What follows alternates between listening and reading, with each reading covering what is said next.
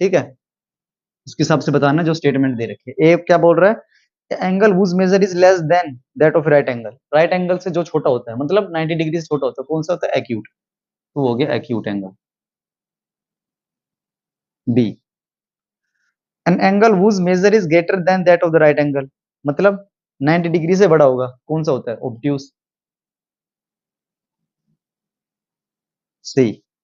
N angle whose measure is sum of the measurement of two right angle, बोल रहा है वो angle जिसका मेजरमेंट होता है sum of two right angle, एक राइट एंगल 90 डिग्री का, तो दो राइट एंगल 180 डिग्री का हो गए, और 180 डिग्री कौन सा होता है, स्ट्रेट होता है, तो ये कौन सा हो गया, स्ट्रेट एंगल।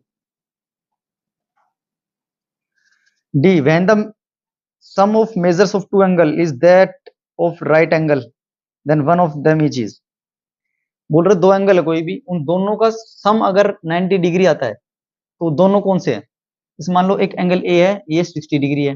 एक एंगल बी है ये 30 डिग्री है, दोनों को प्लस करें तो 90 डिग्री आ गया, तो पूछ रहा है ए और बी के कौन से एंगल हो गए, तो 90 डिग्री से कम हो गए तो ये एक्यूट हो गए, तो ये कौन से हो गए, दोनों एंगल एक्यूट हो गए, ए बी सी डी ई।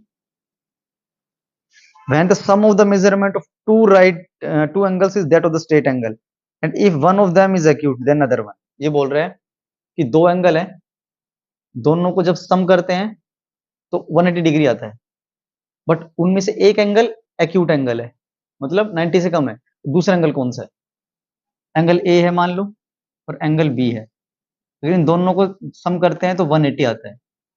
इसने कंडीशन दी है अगर इनमें से एक एंगल मान लो ए है वो एक्यूट एंगल है, एक्यूट मतलब 90 से कम है, तो कुछ भी ले लेते हैं, 90 से कम 60 ले ले, चलो 60 ले लेते हैं, 90 से कम हो गया 60, तो ए कितना हो गया 60, यहाँ से बी 180, बी कितना आ गया यहाँ से 180, उधर जाएगा तो माइनस हो जाएगा 60, कितना हो गया बी 120, 120 क्या हो गया 90 से बड़ा हो गया, तो ये कौन सा हो गया, ऑब्ट्यूस एंगल हो गया। तो ये हो गया हमारे पास, उसमें से एक एंगल एक्यूट है तो दूसरा ऑब्ट्यूस हो जाएगा।